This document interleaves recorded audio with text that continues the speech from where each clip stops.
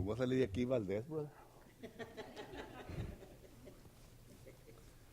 60 años, pero yo recuerdo cuando, que hace 50 años, hermano, llegué a una congregación que se llamaba La Perla, ¿recuerda? Y me decía el hermano, estaba sentado detrás de mí, me decía, hermano, levántese para que dirija cantos. Y pues yo nunca había dirigido cantos. Levántese, hermano. El hermano Valdés fue y se sentó en la segunda banca. Yo me senté en la primera. Me levanté yo y él empezó el canto. Y yo lo seguí a él. Pero yo estaba dirigiendo. Gracias, hermano. Hay varios hermanos aquí en este lugar que he conocido por años, ¿verdad? No voy a mencionar nombres porque los hago viejitos, brother. No me voy a mirar y voy a chiflar. Pero tenemos historia, nosotros aquí en Dallas, y hemos conocido a varios de ustedes, y siempre he guardado esas memorias preciosas dentro de mi mente y corazón. Y una vez más quiero extenderle mi agradecimiento al hermano Castañeda por la invitación que se me ha extendido, y también a ustedes, hermanos, miembros de esta congregación. Gracias por la invitación que se me ha hecho y para estar con ustedes aquí en esta ocasión. Voy a ser breve porque yo sé que tienen hambre, ¿verdad? Dice, hermano, ¿de qué predicó el hermano? Pues no sé, brother. Pero los tacos estuvieron tremendos, dice. Hoy en esta noche vamos a empezar un tema que se me ha asignado, y esa es la unidad de Dios. Y vamos a estar viendo en esta noche el tema, la unidad en doctrina. Pero antes de empezar hoy en esta noche, vamos a Dios en oración para que así nos ayude Dios en poder no solamente leer lo que vamos a estar leyendo en esta ocasión, pero también para que podamos comprender lo que Dios quiere comunicarlos. Y una vez que entiendamos nosotros lo que Dios quiere comunicarnos, entonces les ruego que por favor mediten en la enseñanza de Dios. Y si por una razón u otra esta enseñanza de Dios es algo que yo personalmente tengo que arreglar cuentas con Dios, entonces vamos a hacerlo, para que así estemos en unidad, en doctrina con Dios. Vamos a orar. Señor y eterno Padre, en esta ocasión estamos ante tu presencia, pidiendo, eterno Padre, por tu dirección, pidiendo, eterno Dios, que nos ayudes, para que no solamente podamos leer los versículos que usted ha puesto en mi mente y corazón, que son versículos, eterno Dios, que necesitamos que estudiar hoy en esta noche. Y así, eterno Padre, al estudiarlos, le ruego pues que nos ayude para que podamos entenderlos y ponerlos en práctica si acaso esto es lo que necesito que hacer. Eterno Dios, esté con cada uno de mis hermanos y hermanas en esta ocasión.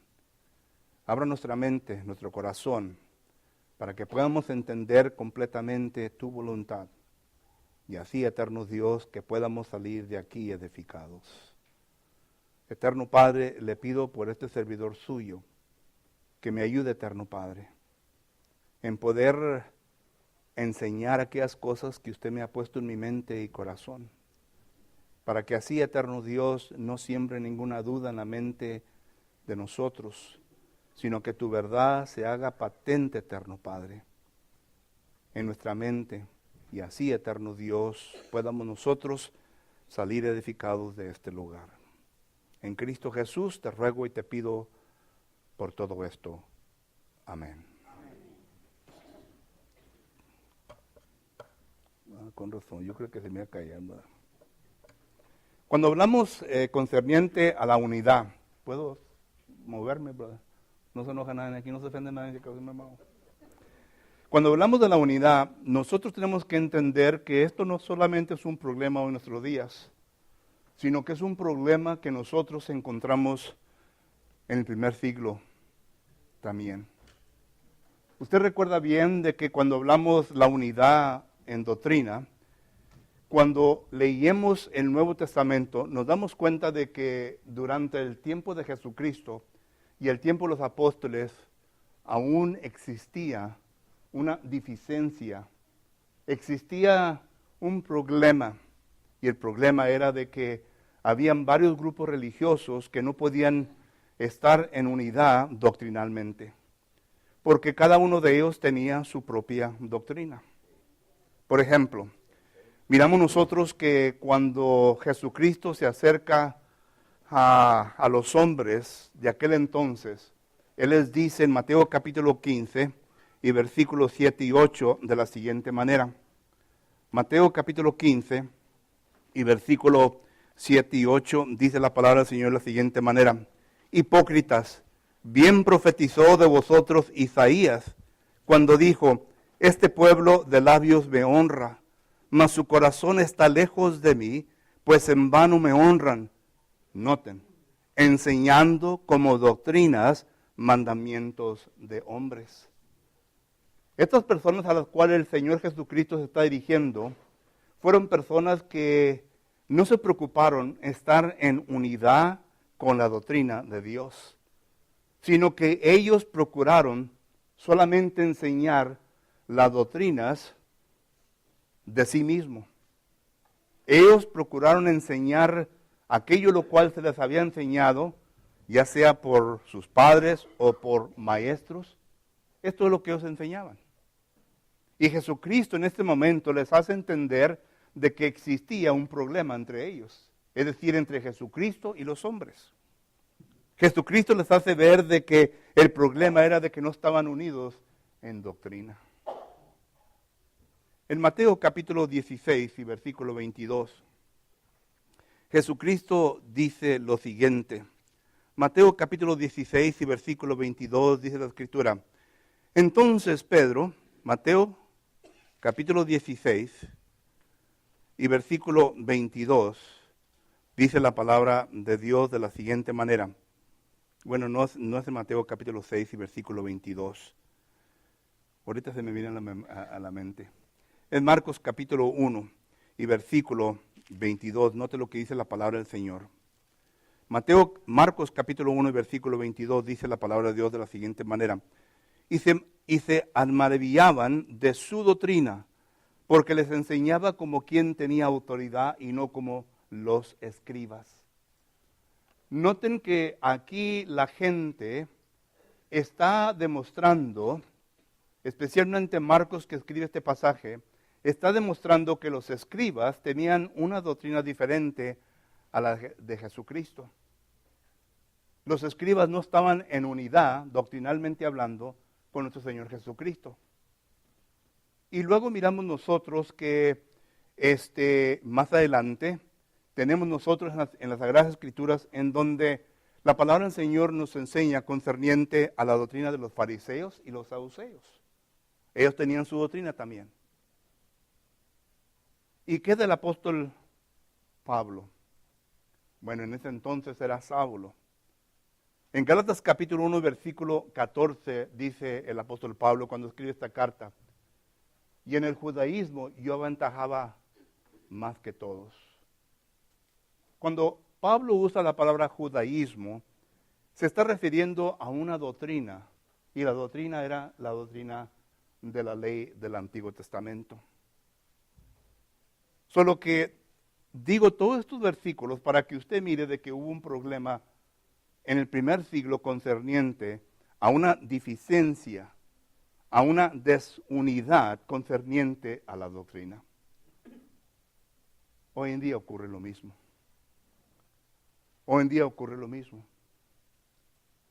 Usted bien sabe que nosotros aquí, bueno, en Dallas, no estamos unidos doctrinalmente. Y no me estoy refiriendo a las denominaciones, me estoy refiriendo a las iglesias de Cristo. En las iglesias de Cristo no estamos unidos doctrinalmente. Y el que diga que sí, yo le digo que no. Porque hay ciertos grupos que no están de acuerdo a lo que la palabra del Señor enseña concerniente a doctrina. En la ciudad de Houston, acabo de predicar ahí hace 2 semanas atrás, en un tiempo habían como 17 congregaciones. Y en estas 17 congregaciones, y ahora están divididas. No hay una unidad doctrinalmente hablando. Solo que el problema que existió en el primer siglo lo sigue existiendo hoy en nuestros días. Y es por esto que vamos a hablar hoy en esta ocasión concerniente al tema de unidad en doctrina. Pero vamos a estar estudiando lo que la palabra del Señor nos enseña, en particular el Nuevo Testamento, para que usted y yo podamos ver qué es el problema en por qué no se puede lograr una unidad doctrinal. Y la solución que la Biblia nos da para que nosotros podamos llegar a una unidad doctrinal. Pero para llegar a esos puntos, quiero primeramente estudiar con ustedes lo que los lexicógrafos nos enseñan concerniente a la palabra doctrina, porque es importante. Los lexicógrafos, y yo uso 3 hombres a los cuales Dios siempre le ha tenido confianza, no son miembros del cuerpo de Cristo Jesús, pero son personas que han estudiado concerniente a las lenguas en lo cual la palabra del Señor fue escrita. Usted bien sabe que la Biblia fue escrita en el lenguaje hebreo, y también tenemos el lenguaje griego, tenemos el lenguaje arameo, ¿verdad? Solo que estas personas son personas que se han educado en estudiar estas lenguas y nos traen a nuestra atención las definiciones de aquel entonces concerniente a la palabra ya sea hebrea o griega. Cuando hablamos de la palabra doctrina, es la palabra didache. Y esta palabra simplemente quiere decir enseñanza. Enseñanza, es todo lo que quiere decir. Por lo tanto, según estos hombres que estudian estas palabras, nos enseñan que esta palabra se puede usar para hacer referencia a una enseñanza de hombres, o se puede usar para definir una enseñanza de Dios. Y ya hemos visto, ¿verdad?, la definición de esta palabra. Por ejemplo, los hombres que estaban enseñando doctrinas, mandamientos de hombre, pues esa es enseñanza de hombre y no es enseñanza de Dios. Pero cuando Jesucristo llega a este mundo, Él llegó con un propósito. Usted bien sabe que la palabra, o usted bien sabe que cuando Juan define a Jesucristo, lo define como el Logos de Dios. Juan capítulo 1, versículo 1. Lo define como el Logos, como la palabra de Dios. Entonces el propósito de Jesucristo de venir a este mundo, según Juan capítulo 1 y versículo 14 en adelante, noten lo que fue. Fue de traer, ¿qué? La verdad. En Juan capítulo 1 y versículo 14 nos dice la palabra del Señor de la siguiente manera. Juan capítulo 1 y versículo 14 nos dice así. Juan capítulo 1, versículo 14. Y aquel verbo fue hecho carne y habitó entre nosotros, y vimos su gloria, gloria como del unigénito del Padre, lleno de gracia y de verdad.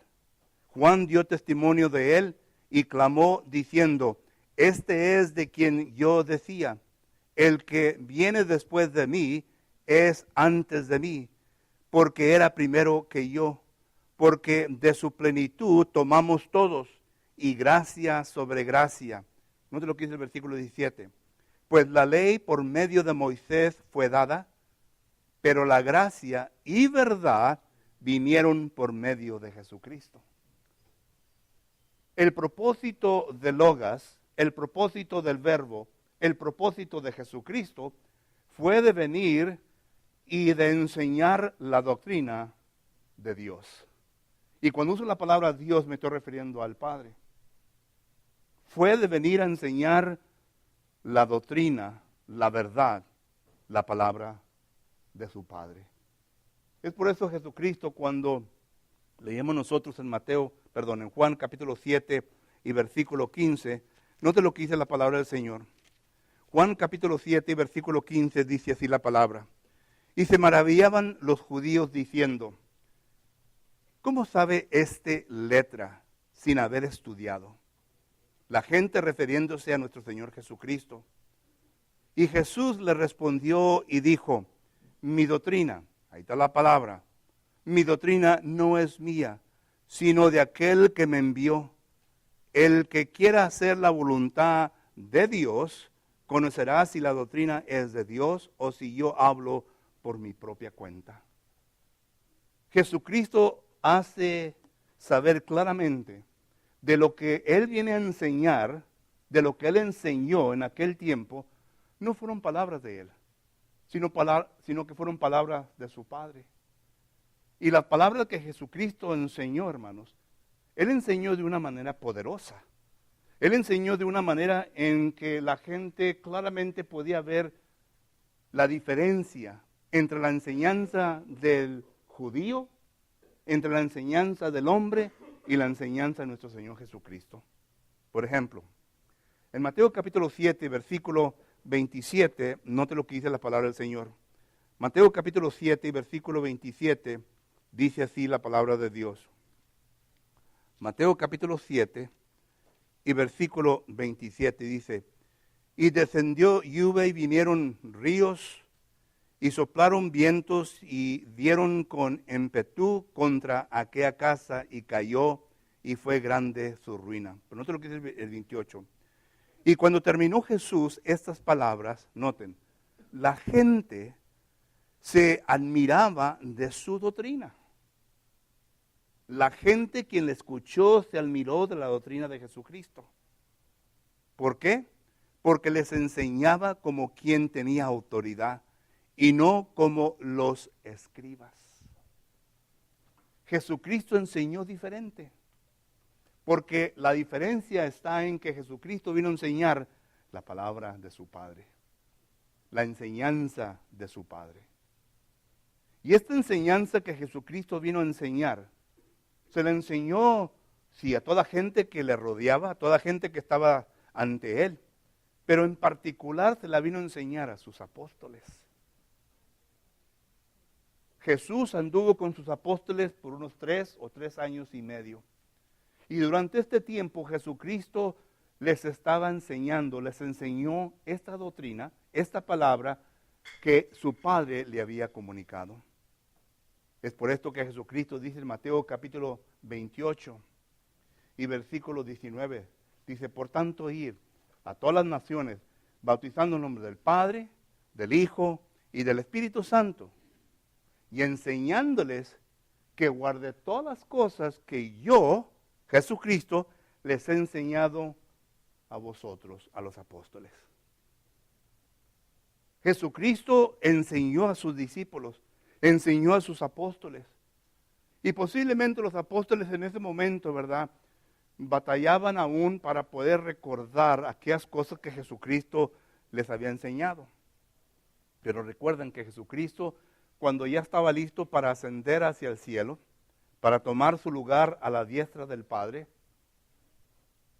Jesucristo le dice a sus apóstoles en Juan capítulo 14, dice, yo os voy a mandar un consolador, un paracleto. Y este consolador habrá de enseñarles a ustedes, habrá de enseñarles todas las cosas que yo os he enseñado. ¿Recuerdan el texto? Juan capítulo 16 y versículo 13 nos enseña de esto. Solo que en Juan capítulo 16 y versículo 13 nos enseña la palabra del Señor concerniente esto. Juan capítulo 16 y versículo 13 dice, pero cuando venga el Espíritu, acuerde que Jesucristo aquí en estos pasajes le está hablando únicamente a sus apóstoles. Nosotros tomamos este texto y lo hacemos en referencia a todo cristiano, pero no es a todo cristiano, es únicamente a los apóstoles. La promesa fue para los apóstoles. Lucas capítulo 24, versículo 49, Jesucristo dice, ahora pues van a Jerusalén para que reciban la promesa, para que reciban, aquí le habla a toda persona, no únicamente a los apóstoles. Solo que aquí le está hablando a los apóstoles y le dice el versículo 13, pero cuando venga el Espíritu de verdad, Él os guiará a toda verdad, porque no hablará por su propia cuenta, sino que hablará todo lo que oyere y os hará saber las cosas que habrán de venir. Hermano, amigo, al leer este texto nos damos cuenta de la unidad, y vamos a estar hablando un poco más de esto el sábado, donde vamos a estudiar la perfecta unidad en Dios. Porque usted puede ver aquí la perfecta unidad en el Hijo, es decir, en Jesucristo. Jesucristo únicamente habló lo que el Padre le dijo, ¿correcto? Ya textos los hemos dicho, ¿verdad?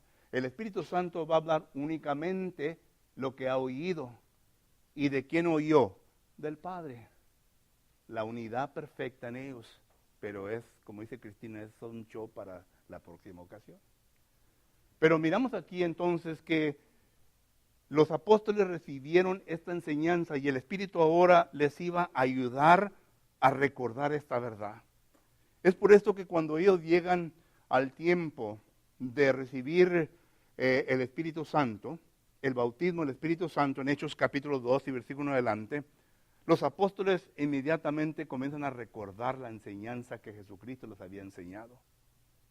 Ya no tuvieron problemas, porque estos hombres fueron inspirados por el Espíritu Santo. Segunda Timoteo capítulo 3 y versículo 16 nos habla de esto. Segunda de Pedro capítulo 1 versículo 20 y 21 nos habla de esto. Fueron hombres inspirados por el Espíritu Santo que llegaron a recordar toda la enseñanza de Jesucristo. Y cuando los apóstoles entonces, por primera vez, ya solos, bueno, no solos en el sentido que tenían el Espíritu Santo, pero por primera vez, sin Jesucristo, ellos comienzan a enseñar a un grupo de 3,000 personas. Porque en ese tiempo, en Hechos capítulo 2 y versículo 41, cuando se dice, ser pues salvos de esta perversa generación, 3,000 personas se bautizaron. Y ahí empezó la iglesia. Y cuando empezó la iglesia, el Señor añadía cada día a su iglesia, Hechos 2:47, pero noten lo que los apóstoles comienzan a enseñarle a la iglesia. Versículo 42. Dice, y perseveraban. ¿Quién perseveraba? La iglesia en la doctrina de los apóstoles. Y ahora no es doctrina del Padre. Y ahora no es doctrina que viene del Padre, sino que ahora es doctrina de los apóstoles. Pero es la misma. Es la misma doctrina que miramos nosotros. No es de hombres, no son de los judíos, no son de los fariseos, no son de los saduceos, sino que es de Dios. Y miramos nosotros que esta doctrina, la cual se le enseña a los apóstoles, ellos comienzan a enseñarle a la iglesia. Es por esto que el apóstol Pablo dice, en 1 Timoteo capítulo 3 y versículo 15, si tardo, sabes cómo conducirte en la casa de Dios, la cual es la iglesia de Dios viviente, columna y baluarte de la verdad. Jesucristo a sus discípulos, sus apóstoles, ahora se le enseñan a la iglesia. Y nosotros ahora somos aquellos quienes debemos de mantener esta doctrina pura. Somos aquellos quienes debemos de preocuparnos por enseñar esta doctrina que ha venido desde la eternidad. Desde la eternidad, hermanos. Y usted dice, hermano, ¿cómo es la eternidad? Miren, en la eternidad hubo muchas cosas que Dios, ya uso la palabra Dios en referencia de una pluralidad, hablando del Padre, del Hijo y del Espíritu Santo, en lo que Dios planificó antes de la fundación del mundo. Y ustedes pueden leer textos en el Nuevo Testamento, en donde dicen antes de la fundación del mundo. Por ejemplo, en 1 de Pedro, capítulo 1, versículo 20. Ahí está hablando de Jesucristo, quien iba a venir, iba a derramar su sangre, pero esa decisión se hizo antes de la fundación del mundo. ¿Verdad? Efesios capítulo 1, versículo 4. La iglesia ya estaba en la mente de Dios. Y dice que Dios nos escogió en Él antes de la fundación del mundo. La iglesia ya estaba en la mente de Dios en la eternidad. Por eso es que en Hechos capítulo 15, versículo 18, Hechos capítulo 15, versículo 18, leíamos nosotros que dice la palabra del Señor de la siguiente manera. Hechos capítulo 15, versículo 18, dice así. Dice el Señor que hace conocer todo esto desde tiempos antiguos. Y cuando usted hace un análisis de palabras ahí, tiempo antiguo, se está refiriendo desde la eternidad. Y noten que aquí, quien está haciendo este argumento en contra de los judíos, porque aquí se está argumentando en contra de que si los gentiles son parte de la iglesia y no son parte de la iglesia. Y ahí el quien está argumentando está diciendo, esta decisión no es de nosotros. Esta decisión se hizo antes en la eternidad. Y uso este texto para solamente enseñarles de que en la eternidad Dios habló entre sí mismo de muchas cosas que se vinieron a revelar. Fue un misterio porque nosotros no la conocíamos. Por eso Pablo dice, misterio que en un tiempo, ¿verdad? La gente no conocía. ¿Recuerdan? Efesios capítulo 3. Pero que ahora ya se llegó a conocer. Entonces, todo esto se ha venido a revelar. ¿De qué? De que la doctrina que se vino a clarificar en la eternidad, ahora es la que debemos de enseñar. Y debemos de estar unidos.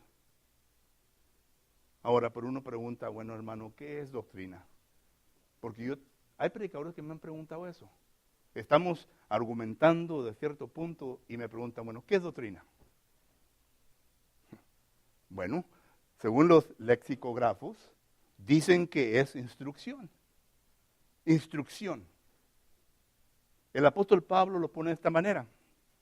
Segunda a los Tesalonicenses, capítulo 2 y versículo 15.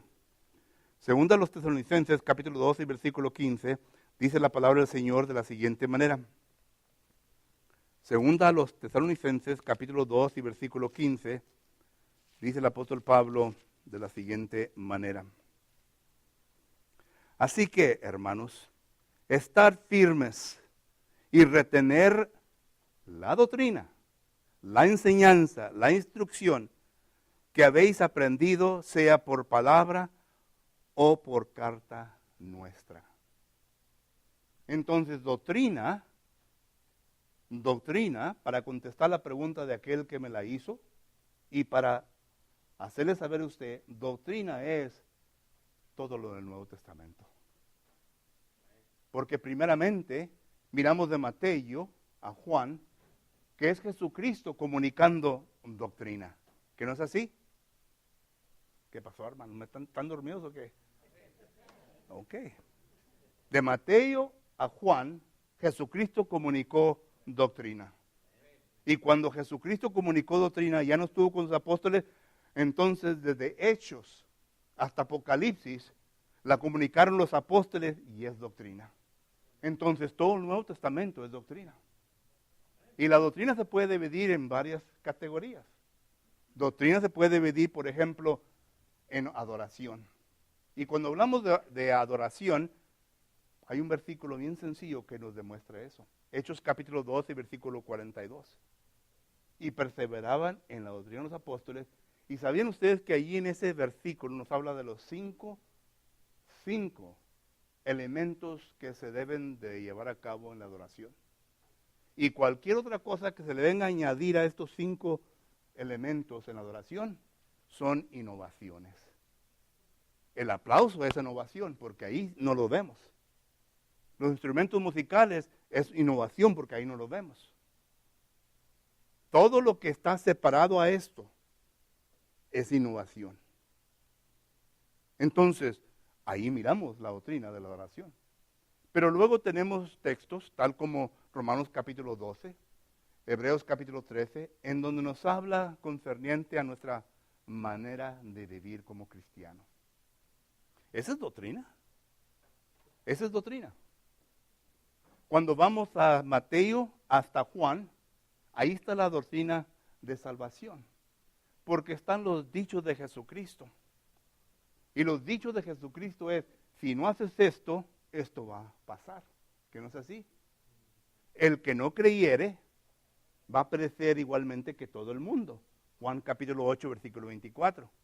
El que no se arrepintiere va a perecer igualmente que todo el mundo. Lucas capítulo 3, de versículos 3 y 5. El que no fuere bautizado, Marcos 16, 16, Hechos 2, 38, y bueno, ustedes conocen los textos. Esa es doctrina. Solo que hay doctrina concerniente a nuestra salvación y no podemos cambiar esa doctrina. Hay doctrina concerniente a nuestra adoración, no se puede cambiar esa doctrina. Y hay doctrina concerniente a nuestra manera de vivir y no se puede cambiar esa doctrina. Entonces, eso es lo que la Biblia nos enseña concerniente a la doctrina, a la cual debemos de estar unidos. Y claro, ¿verdad? Que si acaso vamos a estudiar cada punto, pues nos quedaríamos aquí toda la noche. Según los judíos, ellos decían que había 613 mandamientos.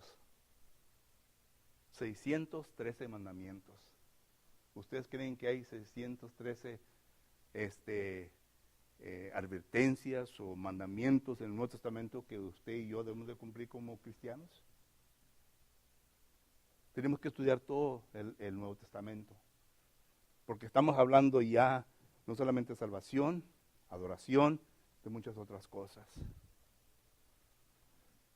Pero ¿por qué no se cumple la unidad de doctrina? ¿Por qué es de que estamos divididos? ¿Por qué es de que estamos divididos en la doctrina? ¿Y por qué es de que no se cumple la unidad en doctrina? Déjenme decirles por qué. Número 1. Segunda de Pedro, capítulo 3 y versículo 15, dice de la siguiente manera. Segunda de Pedro, capítulo 3 y versículo 15, dice la palabra del Señor de la siguiente manera. Segunda de Pedro, capítulo 3 y versículo 15, dice así. Y teniendo entendido que la paciencia de nuestro Señor es para salvación, como también nuestro amado hermano Pablo, según la sabiduría que le ha sido dada, os ha escrito. Casi en todas sus epístolas, hablando en ellas de estas cosas, entre las cuales hay algunas difíciles de entender, las cuales los indoctos, inconstantes tuercen, como también las otras escrituras para su propia perdición. Razón número 1. Hermanos, hay cosas poco difíciles en la Biblia. Yo no pretendo saberlo todo. Yo no pretendo ser el doctor de escrituras. Yo en veces lucho con algunas escrituras, pero no me voy a ningún comentario, no me voy a ningún otro escrito de hombre.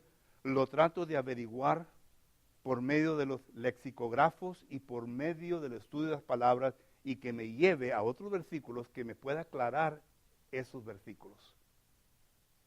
Porque cuando ya voy a comentarios, ya estoy yo dejándome persuadir y convencer por medio de la opinión, la preferencia del escritor. Ay, cómo me llamaban cada día. Personas de las denominaciones, vendiéndome esto y vendiéndome lo otro, que tengo un estudio bueno de matrimonio, que tengo un estudio bueno para jóvenes, y le decía, ¿quién lo escribió? ¿Quién lo está produciendo? Y me decía, pues ¿qué tiene que ver eso? Tiene que ver mucho.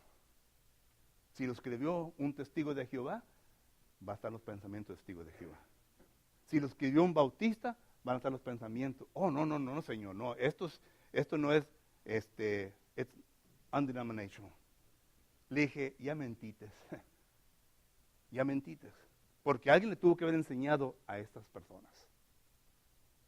Te puedo decir a qué colegios fueron, en dónde estudiaron. Porque la enseñanza de estas personas son las que van a enseñar. Su comentario que van a dar sobre ciertos versículos es lo que va a impresionar la mente del lector. Porque ellos dicen, bueno, citan Biblia, sí, pero los comentarios. Entonces nosotros tenemos que tener cuidado. Cuando vamos al estudio de la Biblia, tenemos que estudiar nomás la pura Biblia.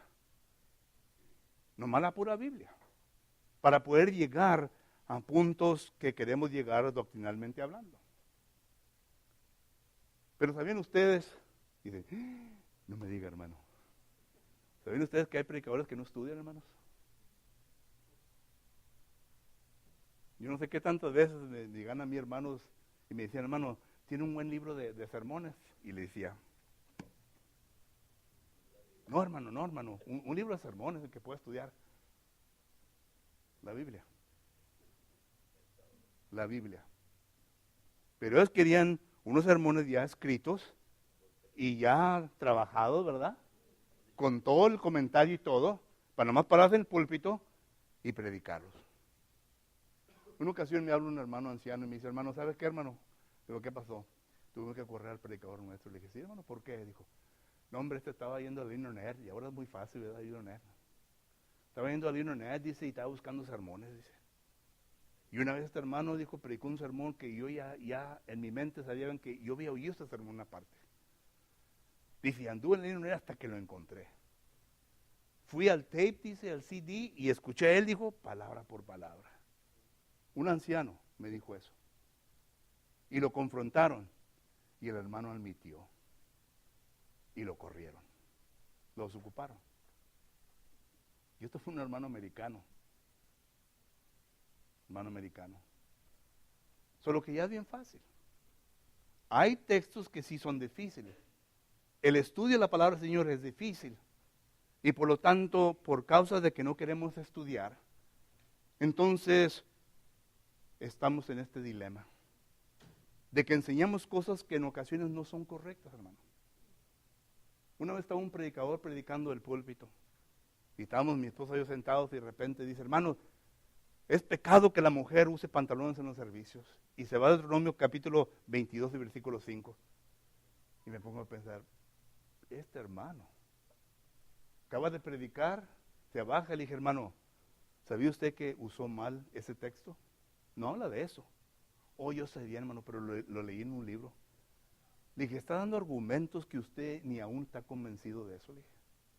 Dije, debe dar sus argumentos, sus comentarios deben de ser argumentos, comentarios que usted ya ha masticado.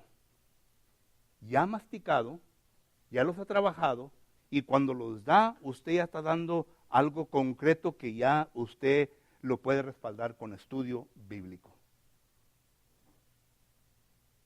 Pero no diga lo que otro hermano dijo.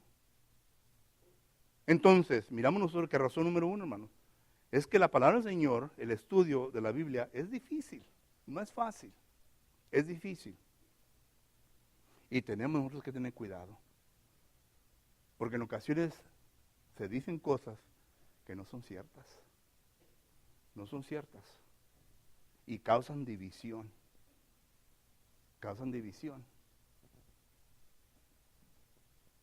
división entre la iglesia del Señor. Número 2, Romanos capítulo 16 y versículo 17. Romanos capítulo 16 y versículo 17. Dice la palabra del Señor de la siguiente manera.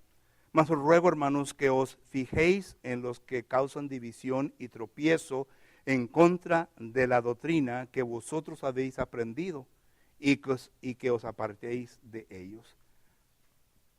Porque tales personas no sirven a nuestro Señor Jesucristo, sino a su propio vientre, y con suaves palabras lisonjeras engañan los corazones de los ingenuos.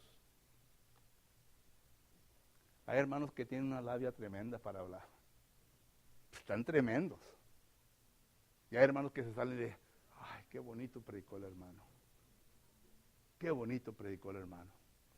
Y se preocupan más por las palabras, que las pronunció bien, por todo, ¿verdad?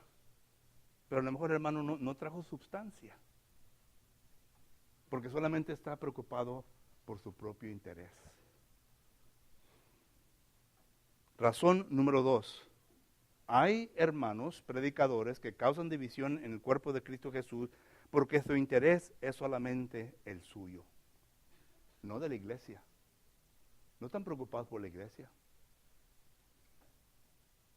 Hace tiempo atrás hablé con un hermano que en sus boletines estaba enseñando barbaridades y media en contra de la palabra del Señor. Y le dije, hermano, tú bien sabes que todo esto que estás enseñando y escribiendo no está de acuerdo a la palabra del Señor. Y le dije, ¿por qué lo estás enseñando? Y de tanto tiempo que tuvimos para arriba y para abajo hablando uno al otro, ¿verdad? Me dice, mira hermano, todos aquí tienen el mismo pensamiento que yo. Este es nuestro pensamiento.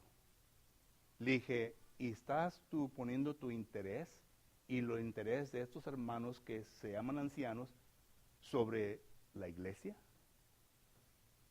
¿Prefieres que la iglesia siga en división?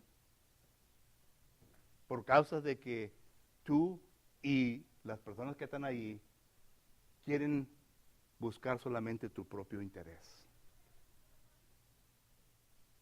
Razón número 2. Algunos no estudian, falta de estudio, cosas difíciles para enseñar. Número 2, propio interés. Propio interés de ellos mismos. 2 razones que creo yo que existen hoy en nuestros días, hermano.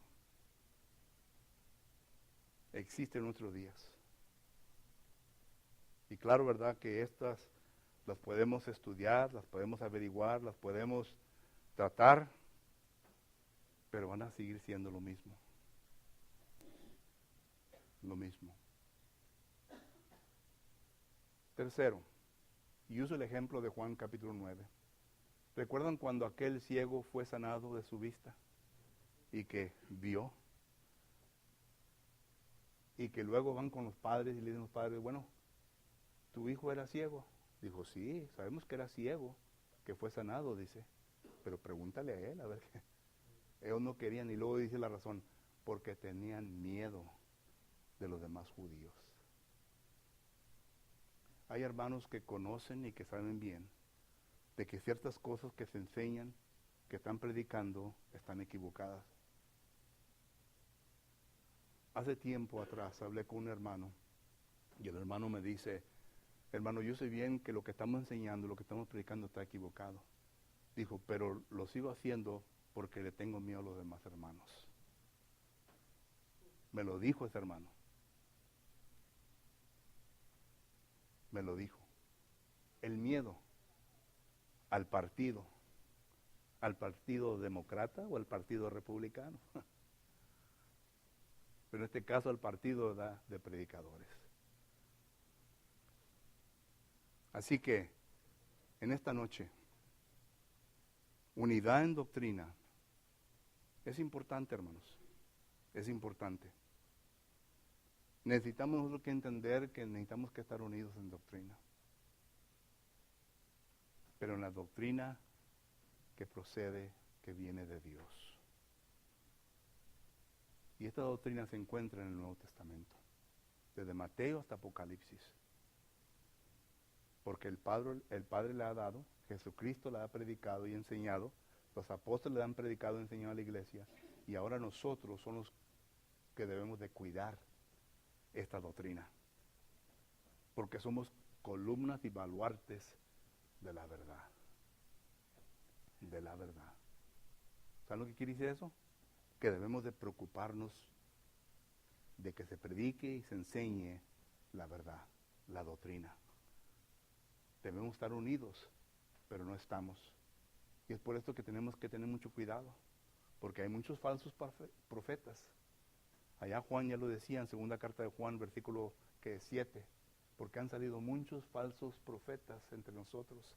Hoy en día también han salido muchos falsos profetas entre nosotros, que entran secretamente al cuerpo de Cristo Jesús, segunda de Pedro capítulo 2, trayendo sus obras, sus enseñanzas destructoras, que si no estamos listos, preparados con la palabra del Señor, al poco rato vamos a estar envueltos en ella. Así que concluyo con este versículo. Se encuentra en primera carta de Timoteo, capítulo 4, versículo 16. Ya lo conocen todos ustedes. Primera de Timoteo, capítulo 4, versículo 16. ten cuidado de ti mismo y de la doctrina. Persiste en ello, pues haciendo esto, te salvarás a ti mismo y a los que te oyen. Hermano, hermana, ten cuidado de ti mismo. Persiste en la doctrina. Quizás en esta noche se encuentren personas que nos estén visitando. Y yo sé bien que el tema que se ha asignado en esta ocasión es un tema que le ha edificado su mente. Pero realmente no le ha dirigido su situación. Su situación ante Dios es una de la cual debe de pensar seriamente. Porque usted, según Romanos capítulo 3 y versículo 23, está destituido de la gloria de Dios. ¿Sabe lo que quiere decir eso? Es decir, que usted no está cerca a Dios. Y déjeme decirles por qué. Porque Isaías capítulo 59, versículo 1 dice que la mano de Dios, o que Dios no se ha separado de usted, sino que es usted quien se ha separado de Dios a consecuencia de sus transgresiones y pecados. Por causa de su pecado, por causa de su transgresión, usted se ha apartado de Dios. Y cuando se aparta de Dios, no tiene a Dios en su vida. Efesios capítulo 2 y versículo 20 claramente lo declara esto. Está alejado de Dios. Pero fíjese en esto. Dios le ama a usted. Dios le ama. Se preocupa por usted. Tanto es la preocupación de Dios y tanto es el amor de Dios que ha enviado a su Hijo unigénito venir a este mundo para que todo aquel que en Él crea no se pierda, mas tenga vida eterna. Juan capítulo 3 y versículo 16. Pero la palabra creer quiere decir no solamente yo creo en Jesucristo, sino que envuelve otras cosas. La palabra creer quiere decir que usted esté persuadido y convencido de lo que enseña la palabra de Dios es la verdad. Y que esa verdad le enseña lo siguiente, que usted tiene que arrepentirse de su vida pecaminosa. Tiene que apartarse de esa vida. Lucas capítulo 13, versículo 3 nos enseña eso. Y cuando usted se aparta de esa vida pecaminosa, entonces usted confiesa a Jesucristo, que Él es su Salvador, que Él es el Hijo de Dios. Hechos capítulo 8, versículo 36 en adelante habla de esto. El eunuco confesó a Jesucristo. Y después de confesar a Jesucristo dice, he aquí agua, ¿quién impide que yo sea bautizado? Él comprendió que el bautismo es lo único que le puede quitar los pecados. Porque en las aguas del bautismo es en donde yo y usted venimos a tener contacto con la sangre de Cristo Jesús. No es por el medio de la confesión, no es por el medio de creer. Es cuando somos sumergidos a las aguas del bautismo, según el apóstol Pablo en Romanos capítulo 6 y versículo 3 en adelante, dice que somos sumergidos en su muerte y vamos a ser resucitados a una vida nueva. Y cuando somos resucitados a una vida nueva, eso quiere decir que ya los pecados se han quitado de encima de nosotros. Efesios capítulo 2 versículo 1 declara eso. Colosenses capítulo 2 versículo 11 en adelante declara eso. La sangre de Cristo Jesús viene la persona a tener contacto con ella en las aguas del bautismo. Es por esto que Ananías le dice a Saulo, ahora pues, ¿por qué te detienes? Levántate y bautízate lavando tus pecados. ¿Con agua? El agua no quita pecados. Primera de Pedro capítulo 3 versículo 21. Dice, el bautismo que ahora nos corresponde nos salva. No quitando las inmundicias de nuestra carne. El agua no tiene poder, sino que dándonos una conciencia limpia, libre hacia Dios. Y según eso, únicamente se produce por medio de la sangre de Cristo Jesús. Hebreos capítulo 9, versículo 14 nos enseña eso, que la sangre de Cristo Jesús nos da una conciencia limpia. Entonces ahí tenemos contacto con la sangre de Cristo Jesús. Apocalipsis capítulo 1, versículo 5 nos dice que fueron lavados en la sangre de Cristo Jesús. ¿Dónde? En el bautismo. Así que si en esta noche usted está entre nosotros y aún no ha hecho esto, le invitamos para que lo haga. Si quiere hablar con alguien, aquí hay hermanos que están capacitados, que les pueden seguir enseñando sobre esto. Pero es urgente que usted tome ese paso, porque se necesita. Si acaso quiere ir al cielo, se necesita. ¿Habrá alguien hoy en esta noche que quiera aceptar a Cristo Jesús? ¿Que quiera ser bautizado para el perdón de sus pecados? ¿Habrá entre nosotros, hermano o hermana, que quiera reafirmar su vida con Él? ¿Que quiera empezar de nuevo? La decisión es suya. Mientras nos ponemos de pie, entonamos un canto de invitación.